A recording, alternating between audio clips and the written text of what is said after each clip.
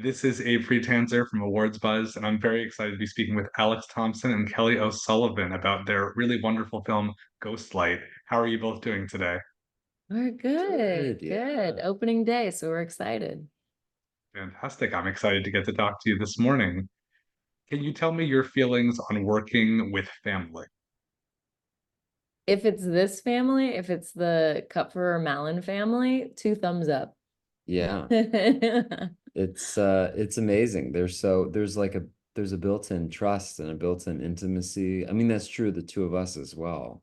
Um, but working with family, I think has proven to be a really exclusively positive experience in this film. So, what is your creative process like between the two of you?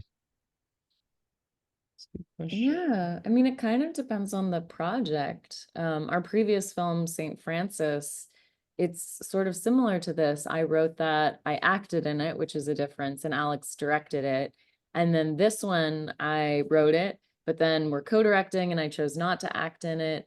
And so it's been a really good evolution where it feels like more and more we're becoming true peers in the way that we approach things and the way that we envision things. And it's nice because we challenge each other a lot. And I feel like the movie gets better because of it. Yeah. We try not to take the middle path too often because I think the fear with co-directors or two sort of head creatives would be that you end up with something that nobody really likes. And so one way that we did that, and I know there are other filmmakers out there who do this, which is that if one of us really cares a little bit more about something, then that person will get a bit of the benefit of the doubt from the other, because I think intention is this great gift, and you want to keep the alchemy of whatever it is you're doing alive. So yeah. You have an interest in acting, Alex? Have you considered that at all? What are these great questions? I acted from elementary school all the way through college. I graduated and I was the understudy for all 12 Angry Men when I was in LA working in casting, and I actually came to Chicago because of the great theater scene, but have not gotten on stage. So I love acting. I think this movie has really reminded me of how wonderful stage acting is. And if I could find the time, I'd love to do it again. He does sing You're in Town in the car a lot. Yes, I was the lead in Urinetown in high school. And so that it's top of mind. Yeah, he revisits the glory days, and Yeah, only I get to benefit. yeah. Well, did you consider acting in this, Kelly, or you knew that you didn't want to do that after your previous experience? I knew that I didn't want to. It was really important to me to continue to have more and more agency and not only the story that's told, but the way that it's told. And so I knew that I wanted to direct. And I don't know how actors do it when they direct as well. That's too many hats for me to wear. It's really important for me to be able to see everything that's going on in the monitor, not to be worried about the acting component of it. So yeah, I knew from the very beginning. And also there's not a part that's right for me. I guess I could have played Dan and been totally transformative. But no. I definitely wanted to keep to just writing and directing this time. I think people have a lot of impressions of what the New York theater scene is like and what the film industry is like. What is specific about the Chicago theater scene for those who aren't really tuned into that? I think it is the most ensemble-based theater in the world, meaning that it is true collaboration, that it's very rarely about a star, it's very rarely about like seeking fame. It's mostly about the work. And people say that you don't come here to get famous, you come here to get good.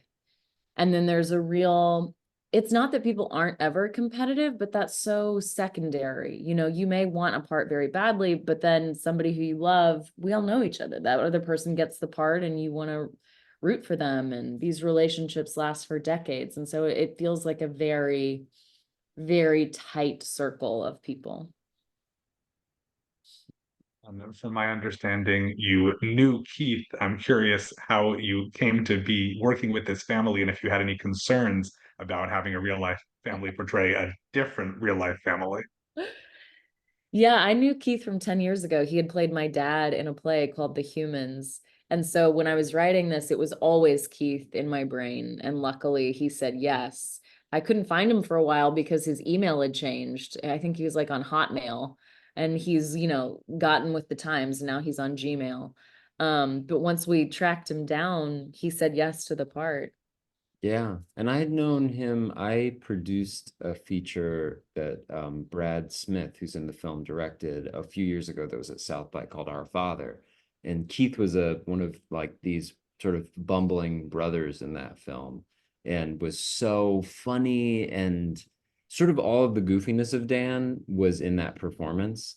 And ever since I'd been that was maybe 8 years ago, and ever since I've been thinking, God, how could I work with Keith? And this script and this opportunity was just And so then we good. came to cast Catherine, his daughter, and Tara, who's Catherine's mom, and his wife, because he emailed and he was like, look, there's a part for a 16-year-old in this movie. My daughter would kill me if I didn't ask if she could audition.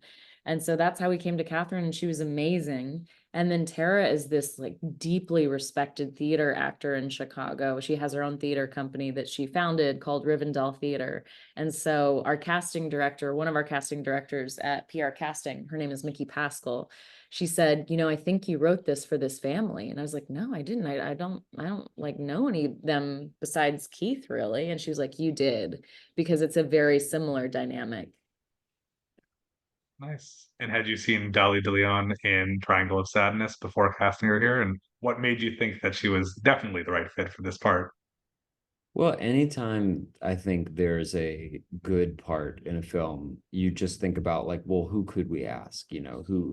Because it's one thing to be like, gosh, I'd love to get this A-list actor to play a kind of, thankless cameo or a side role that would obviously benefit us, but maybe not be a lot for them to chew on. Um, but with Rita, it was always a role that felt special. It's really impactful. Rita is this, fulcrum for Dan's growth in a way that is surprising, and she's fiery.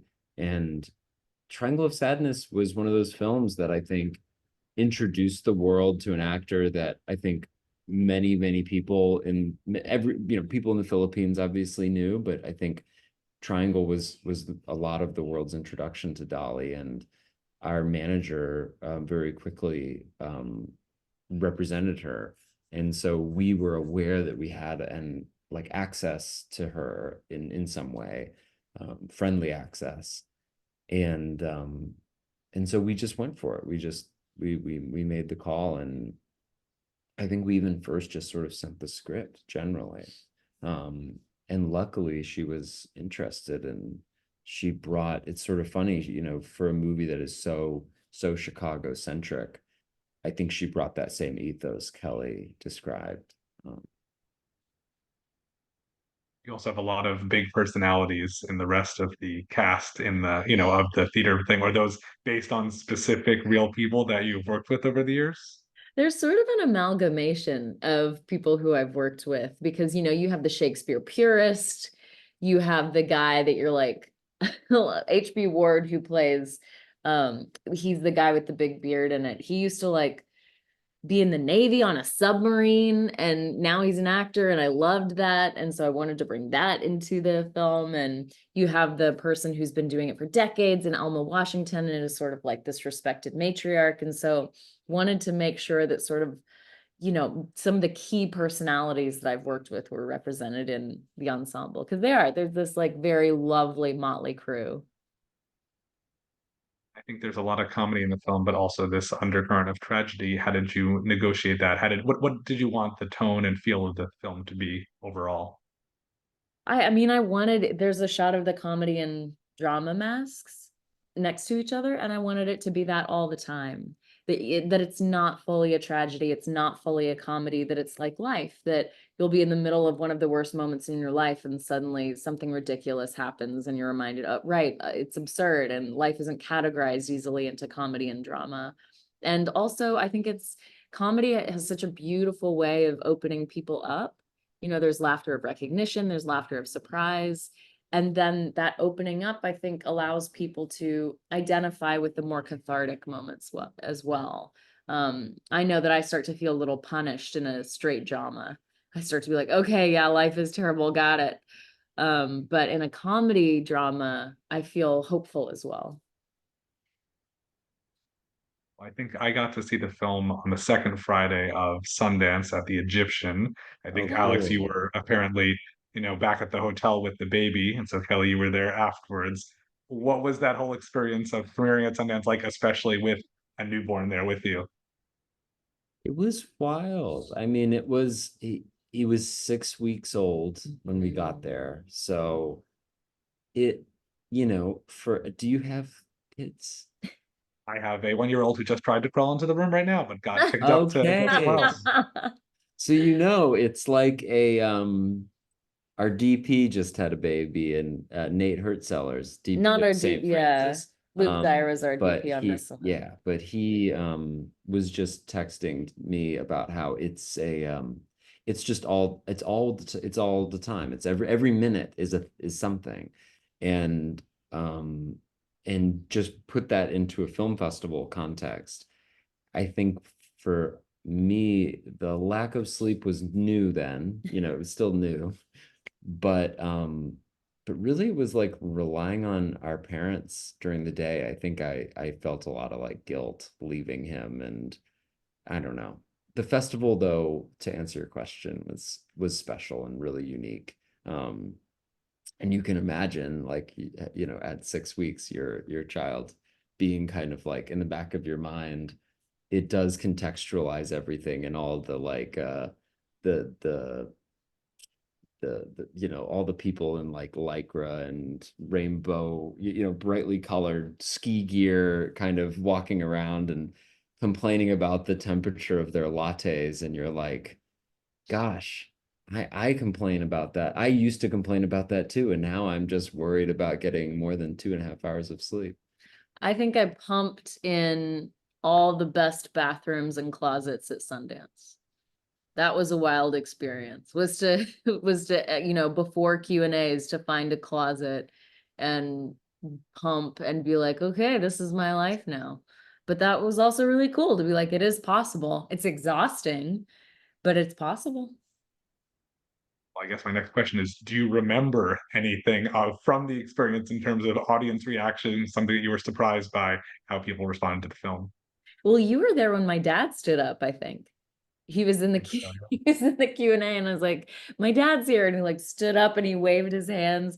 And so I really remember, I mean, I was bowled over by the warmth that the film received, and it was really special and amazing that our families and then the cast and crew that made the film, so many of them came to Sundance. And so for them to get to be celebrated like they so deserve, and to see that warmth coming back at them, I think that was the best part of it. Yeah, ditto. What has the journey been like since then with IFC Films and up till today, the big day? Yeah. It's been really special. I mean, our rollout for St. Francis kind of got interrupted by the global pandemic, obviously. And so we haven't really gotten to see what it feels like to get a film out there. Yeah. And I think for me, it's been really fun to feel a sort of consensus build about like just that everybody has a different reaction, but that it's affecting people. And I think that's really moving. And I'm really excited for like 200 plus theaters around the country to have Ghostlight as an option. Like, Yeah. it's been very gratifying, and we've met so many wonderful people through that process. Yeah. IFC and Josh Sapin of Sapin Studios have just been the best dream merchants for us. My friend Steph Paul used that phrase the other day, and I was like, oh yeah, dreams do sort of like need these merchants. And they really understand the film and understand that it's gonna, hopefully connect with people, and word of mouth will spread, and it'll be a reason to go to the theater that's not necessarily about explosions and superheroes. Yeah. Although that's great too. I think when we were finishing the film, the thing that got me the most emotional was thinking about anybody seeing particularly in that period, Keith's performance, and just the idea that anyone might see it was moving. And then to have Sundance, and then I think to have the conversation, you know, the awards conversation murmuring under the surface. I think anytime people talk about the film in the context of awards, Keith is that entry point for that conversation. And I'm just so excited for people to get to know these actors. That's really the thing that gets me excited. Before I let you go, I have to ask, what are you working on next? Well, we're the project that got bumped a bit, we're picking back up, and so hopefully we'll be shooting that in the fall. So it's a movie called Mouse that the script is something that Kelly has been working on for a while. It was on the blacklist at one point, which means it made the rounds. And so yeah, very excited about that. You're in talks to play the lead, right, Alex? That's right. I mean, Yeah. listen, I'm jockeying for it. The lead is a 17-year-old girl. So when I wrote it, I had Alex in mind. As you all probably know, in high school theater, you do put on a lot of different performances that maybe you know, you don't need the lived experience to play Old Man in the Sea, for instance. So I'm gonna have Alex sing Urinetown to me and see if he can score the part. Put him through a rigorous audition process. Well, I wish you plenty of luck with that, and really excited for the opening of this film. Thank you so much for taking some time today. Thank you for Thanks, talking with us. this Really was really appreciate it. nice. Hi to your 1-year-old. Yeah. I'll go see where she is now. Thanks so much, guys.